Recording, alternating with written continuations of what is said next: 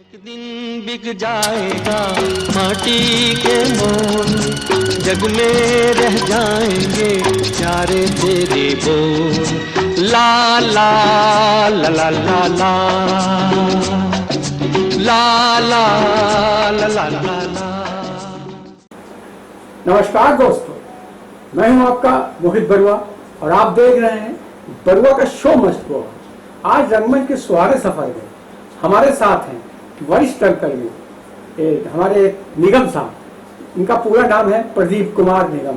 चलिए मिलाते हैं आज और उनसे जानते हैं उनके रंगमंच का सफर प्रदीप जी से।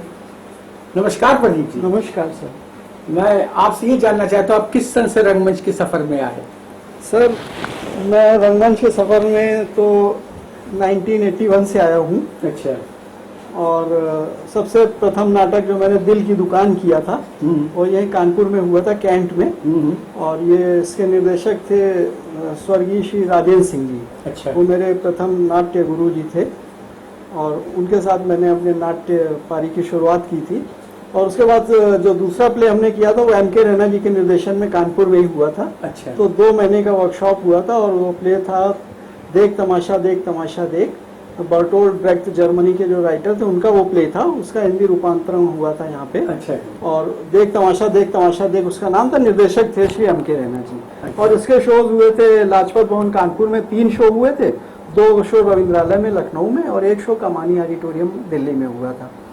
तो और उसके बाद फिर हमने अंजी नाटक में किया दर्पण संस्था के सुनील सिन्हा जी के निर्देशन में। और उसके बाद मैं सर बनारस चला गया था क्योंकि मेरी पढ़ाई BSc कंप्लीट किया। तो उसके बाद BSc फाइनल एग्जामिनेशन देने के बाद मैं बनारस चला गया था और बनारस में मैं मेडिकल रैप था। तो वहाँ पे फिर मैं डिप्लोमा भी कर रहा था कारिया फिल्म्स एंड स्टूडियो से फिल्म एक्टिंग में। अच्छा। तो सुनील सिन्हा जी हमारे वो पढ़ाते थे, हमारे सर थे, वही क्लास लिया करते थे। तो इस तरह से हमारा कारवां चलता गया अभिनय का। फिर कानपुर में भी आपने किया है? हाँ, कानपुर में आए। फिर कानपुर में मैंने जो है थिएटर में एक नाटक अपना स्वयं का बनाया था। अच्छा। ये शुरुआत में ही हमने बनाया था 1984 में।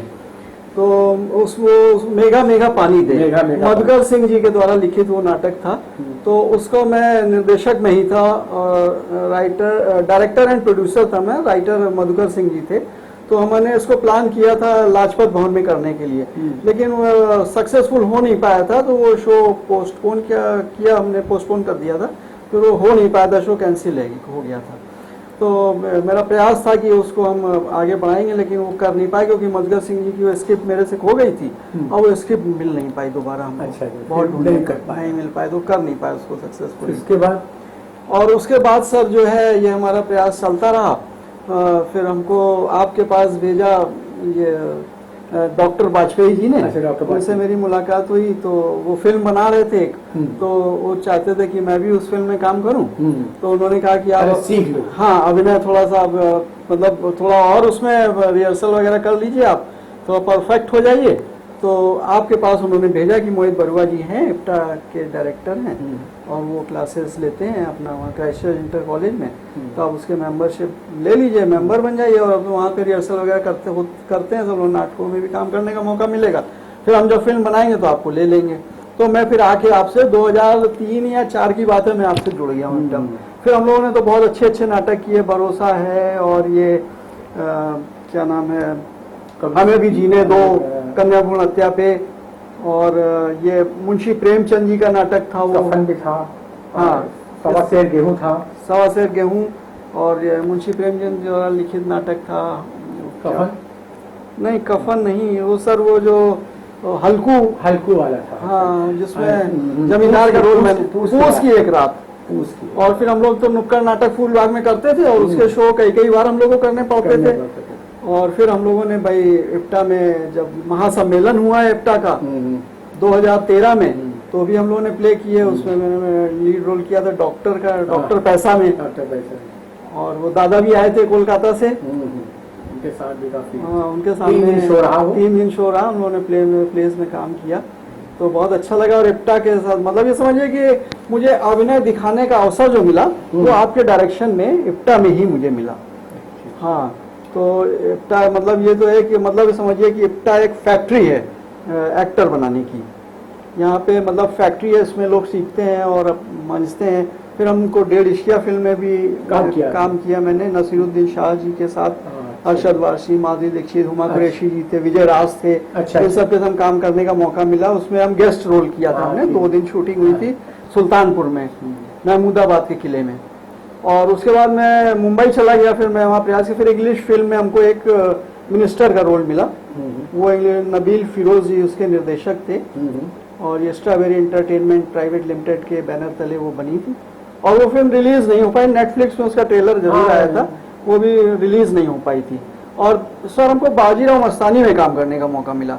और मतलब आपके आशीर्वाद से बाजीराव मस्तानी में हमको रणवीर के साथ काम करने का मौका मिला। रणवीर जी के साथ फिर आप काफी दिन रहे वहाँ पे? मैं 7 महीने रुका हूँ। और फिर मैंने जब बंसाली जी ने मेरी एक्टिंग की तारीफ करी, उन्होंने हमको बहुत ही अच्छी कहा, बहुत अच्छा आपने अभिनय किया। 2 बार आके उन्होंने मेरी पीठ थपथपाई सर इस तरह से, तो मुझे बहुत अच्छा लगा सर कि मतलब देखिए मैं सीख के आया हूँ इप्टा से, और 1.5 इश्किया में भी किया, और बंसाली जी की तारीफ मिली। तो मैंने मुंबई में फिर ढूंढ के ऑडिशन दिए बहुत ज्यादा। फिर आप लौट आए वहाँ से? फिर हमारा असल में पैसे का अभाव रहा होगा या पैसा? हाँ, मैं लेके गया था, फिर कुछ कम पड़ने लगा तो मैं लौट आया था। उसके बाद भी आप बचपन में भी एक बार गए थे आप शायद? हाँ, बचपन में सर मैं 81 में एक बार गया था, जब मैं पहला नाटक किया था। वो नाटक सक्सेसफुल रहा, बहुत तालियां मिली थी। और उसके बाद ही मैं 81 में एक बार चला गया था। और कितने दिन रहे आप वहाँ पे? सर असल में मेरी पिक पॉकेटिंग हो गई थी। अच्छा। मुंबई जब गए थे तो स्टेशन पे ही मेरे मतलब पैसे निकाल लिए। तो पर्स रखे, डीएवी कॉलेज में पढ़ते थे बीएससी में, तो बीएससी प्रीवियस में थे, तो उसमें जो आई कार्ड था उसी में हम पैसे रखे हुए थे सब। और किसी ने, एक सज्जन ने आई कार्ड देखने के लिए मांगा कि आप कहाँ से आए, क्या आया, ये करके उसमें तो पैसे निकाल लिए। तो फिर मैं 2 ही दिन रुक पाया, और वो आनंद फानंद में फिर मुझे लौटना पड़ा। तो मैं आरके स्टूडियो गया था, और वहाँ आरके स्टूडियो में कलाकार वगैरह थे, शूटिंग वूटिंग चल रही थी। आरके स्टूडियो गया था, वहाँ कलाकारों से मिलने का आपको मौका मिला होगा? हाँ, हम मतलब मिल नहीं पाए वहाँ पे, क्योंकि असल में पिक पॉकेटिंग हुई थी। तो बाहरी में खड़ा था, बाहरी से खड़ा होके, और सीनियर एक्टर्स आ जा रहे थे, वो देखा। हमें तो एक जानकारी आपसे किसी लोगों से मिली थी कि आप बी आर चोपड़ा के यहाँ भी गए, और रेखा जी भी से मिलने भी गए थे। हाँ, वो रेखा जी की पिक्चर की शूटिंग कोई चल रही थी, उसमें जितेंद्र और रेखा जी थे। अच्छा। और हाँ, तो वो लोग थे, और हमसे लोगों ने कहा कि जाइए अंदर, वो बैठे हैं, पपलू खेल रहे हैं। लेकिन मैं थोड़ा मतलब मैं हेजिटेंट था। हाँ, तो मैं गया नहीं अंदर। हमने कहा कल सुबह हम आएंगे, गेट पे खड़े हो जाएंगे, जो भी एक्टर्स आएंगे सबसे मुलाकात हो जाए, ऑटोग्राफ ले लेंगे। तो रेखा जी से मुलाकात हुई थी मेरी। और उसके बाद सर मैं बी आर चोपड़ा जी से मेरी यहाँ बातचीत हुई थी। वहाँ पे तबस्सुम में थी, जो टीवी एंकर थी। हाँ, टीवी एंकर पुरानी। हाँ। वो इंटरव्यूज लिया करती थी फिल्म एक्टर्स के। उनके देखता हूँ मैं। तो वो तबस्सुम जी से मिलने का मौका मिला। बी आर चोपड़ा जी थे वहाँ, और ये आपके एक विलेन थे पुराने, उनका नाम मुझे नहीं याद आ रहा, वो विलेन भी थे। मास्टर राजू भी थे, पद्मनी कोल्हापुरी जी भी आई हुई थी। तो इन सबसे मुलाकात हुई, मेरा मिलने का। अच्छा, मैंने सर मैं थोड़ा सा राइटिंग, असल में ज्ञानदेव अग्नोत्री जी हमारे क्लास टीचर थे। ज्ञानदेव अग्नोत्री जो फिल्म राइटर थे, तो वो मेरे क्लास टीचर थे। 1 महीने वो क्लास टीचर रहे, फिर मुंबई शिफ्ट कर गए थे वो। 1 महीने बाद हम लोग के क्लास टीचर दूसरे आ गए थे, सर निगम सर। तो ज्ञानदेव, मैंने सोचा कि जब ज्ञानदेव अग्नोत्री जी इतने बड़े राइटर हैं, तो मैं क्यों नहीं राइटर बन सकता। तो मैंने एक स्टोरी लिखी थी, फिल्म पे एक स्टोरी लिख के ले गया था मुंबई। अच्छा। तो मैं उस स्टोरी को बी आर चोपड़ा जी को दिखाने के लिए बी आर चोपड़ा जी को रोक के मैंने वहीं, जब ये जा रहे थे, फंक्शन ओवर हो गया। हाँ। तो ये जा रहे थे वापस, तो मैं भी निकला। तो मैंने बी आर जो एक्सक्यूज भी, मैं आपसे कुछ बात करना है। उन्होंने कहा क्या?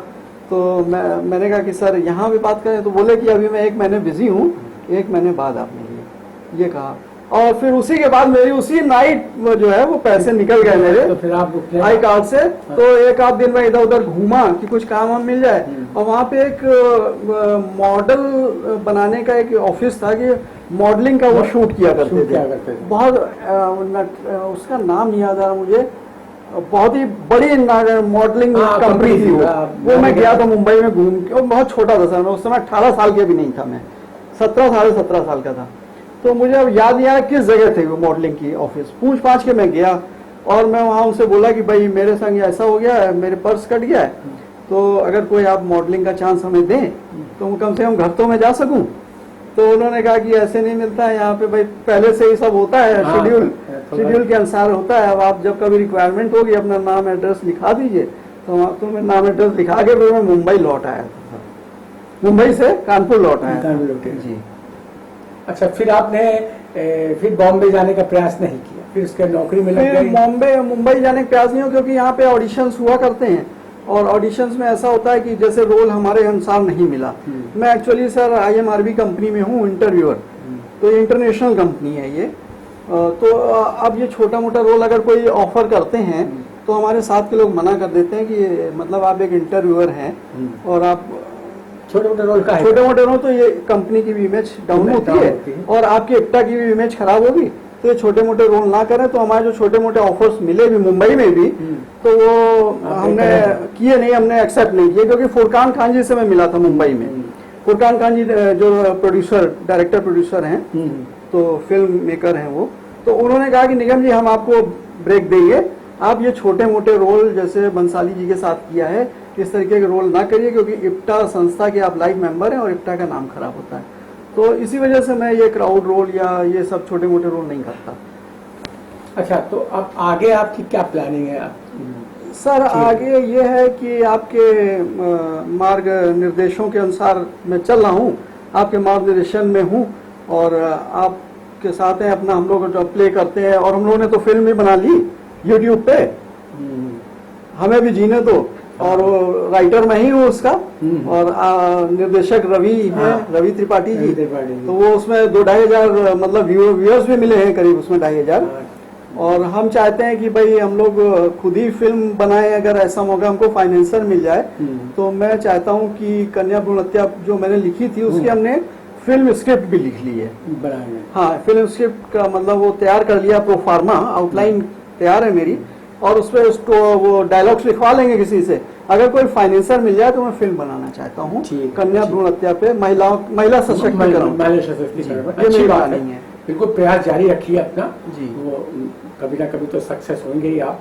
और एक चीज ये भी हम देखना चाहते हैं कि आप रंगमंच भी कर रहे हैं और नौकरी भी कर रहे हैं इसके बीच पे। और आपकी शादी के कई साल हो गए?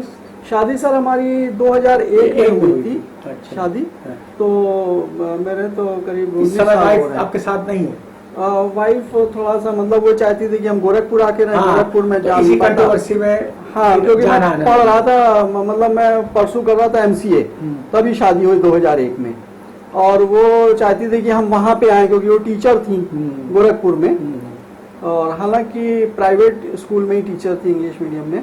लेकिन मैं जा नहीं पाया, पढ़ाई छोड़ के मैं जा नहीं सकता था, और वो आई नहीं फिर मेरे। तो हम लोग अपना अपना रह रहे हैं। हमने भी थोड़ी सी बात ऐसी होती हुई सुनी थी, सच है या झूठ ये तो मुझे आप ही बताएंगे, कि आपका रेखा से चक्कर था इसलिए शायद आपकी वाइफ चली गई छोड़ के?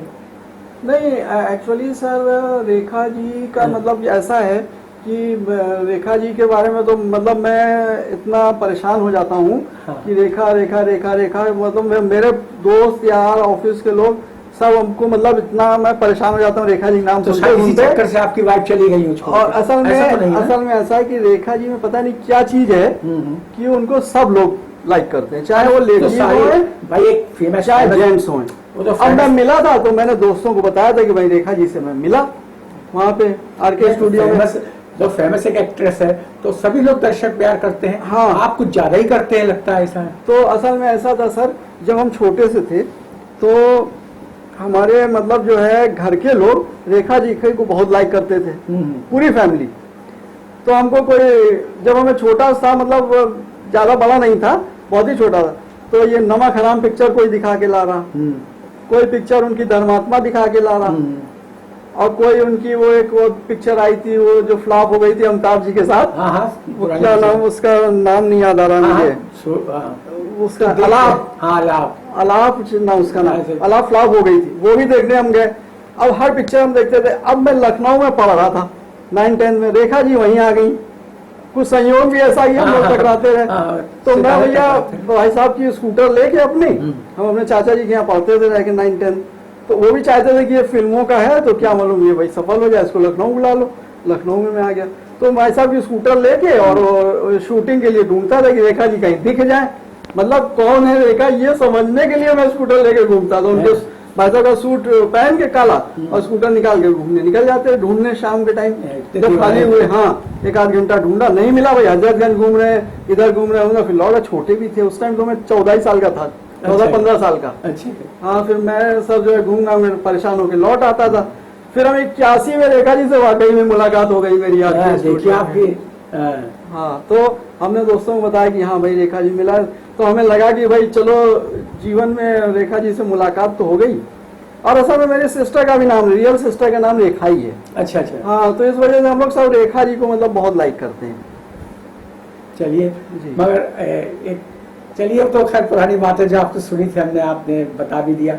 और रंगमंच में के बारे में आप कुछ नए लड़के जो सीख नहीं रहे, बॉम्बे चले जाते हैं, तो उनको कुछ मार्गदर्शन देंगे? सर देखिए, मैं ये मार्गदर्शन देना चाहता हूँ कि मुंबई अगर जाए कोई, तो मतलब वो किसी सीनियर के संग या अपने फैमिली के जो गार्जियंस हैं, पापा मम्मी हैं, बड़े भाई साहब भाभी हैं, अगर कोई बॉम्बे में है उनके रिश्तेदार, अंकल हैं, आंटी है, तो उनके यहाँ जाके रुक सकते हैं और स्ट्रगल कर सकते हैं। अदरवाइज पहले तो कोर्स कर लें, जैसे पूना इंस्टीट्यूट है, नेशनल स्कूल ऑफ ड्रामा है। तो मैंने भी डिप्लोमा फिल्म एक्टिंग कारिया एंड फिल्म स्टूडियो से मैं कर रहा था बनारस में। तो उसमें स्टूडेंट कम थे, तो वो हमारे जो सर थे डायरेक्टर साहब, उन्होंने इंस्टीट्यूट बोले कि लॉस हो रहा है, तो बंद कर दिया। तो 2 महीने ही हम लोग पढ़ पाए, तो इंस्टीट्यूट बंद हो गया। फिर हम लोग वहाँ पे दर्पण में 1 हफ्ते हम लोगों ने फिर कंप्लीट किया वो क्लास जो रह गए थे हम लोग 1 हफ्ते का। तो सर मैं भी पहले NSD का प्रोस्पेक्टस हमने मंगवाया था, तो उस समय मैं BSc फाइनल में पढ़ता था। जब प्रोस्पेक्टस आया तो उसमें लिखा था ग्रेजुएशन जरूरी है। तो वही बात है। हाँ, तो हम भर नहीं पाए थे फॉर्म, फिलअप नहीं कर पाए थे फॉर्म।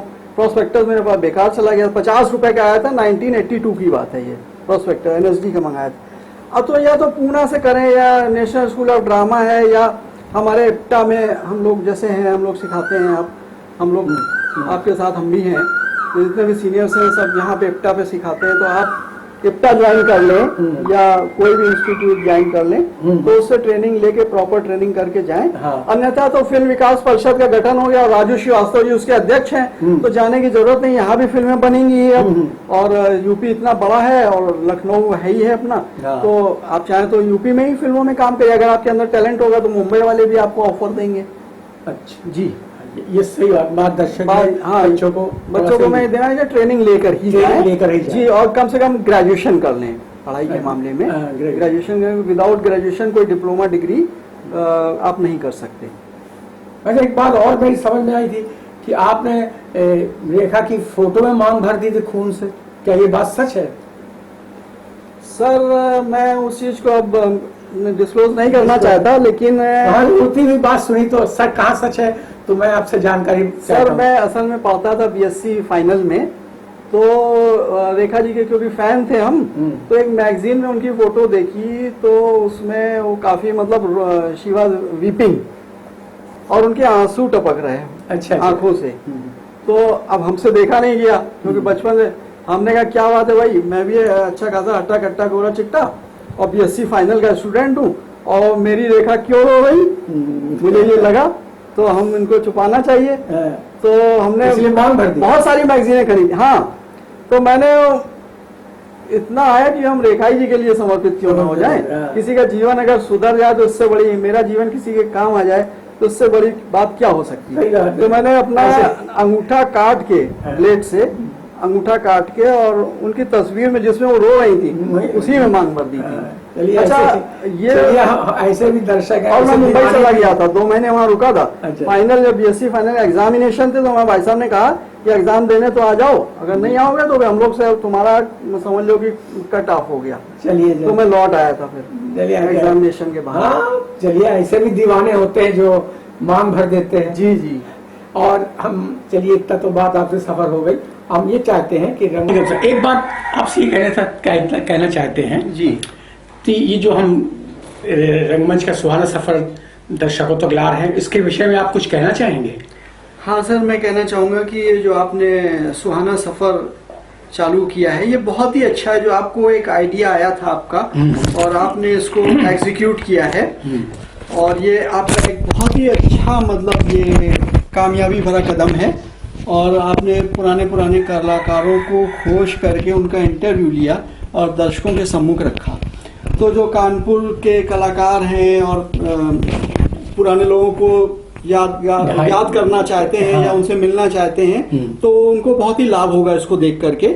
वो मतलब एक दूसरे को जोड़ने का प्रयास आपने किया है, दर्शकों को कलाकारों से जोड़ने का प्रयास किया है, कलाकारों को कलाकारों को से जोड़ने का प्रयास किया। बहुत ही अच्छा प्रयास है और हम चाहते हैं कि आप इसको और आगे बढ़ाएं और आगे ले जाएं, क्योंकि ऑलरेडी आपने 100 एपिसोड पूरे कर लिए हैं, उसके लिए बहुत बहुत बधाई मेरी। 2-4 रह गए अभी। हाँ, अच्छा 2-4 वो भी कंप्लीट हो जाएंगे और मैं बधाई देना चाहता हूँ। 100 एपिसोड पूरे मतलब नियर कंप्लीशन है। हाँ। और आप इसको कंटिन्यू रखें और मैं चाहता हूँ कि और आगे ले जाएं, जिससे कलाकार हमारे पढ़े हुए हैं, जिन्होंने फिल्मों में भी काम किया है, अच्छे राइटर भी हैं, लेखक भी हैं, और मतलब जैसे तबला बजाने वाले हैं और नौटंकी कलाकारों को मैंने दिया है, बांसुरी है। तो कलाकार तो बहुत सारी विधाएं हैं, तो उन सबको आप आगे लाएं और मतलब दर्शकों के सम्मुख रखें। बहुत अच्छा प्रयास है और इसके लिए मेरी बहुत बहुत शुभकामनाएं आपको सर। चलिए, आप हमारे शो मस्ट गो ऑन में आए, इसके लिए आपको बहुत बहुत बधाई।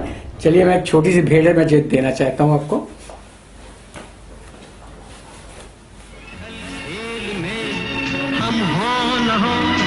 गर्दिश में तारे रहेंगे सदा, और इसमें कुछ भूलोगे तुम, भूलेंगे वो, पर हम तुम्हारे रहेंगे सदा। रहेंगे यहीं अपने निशान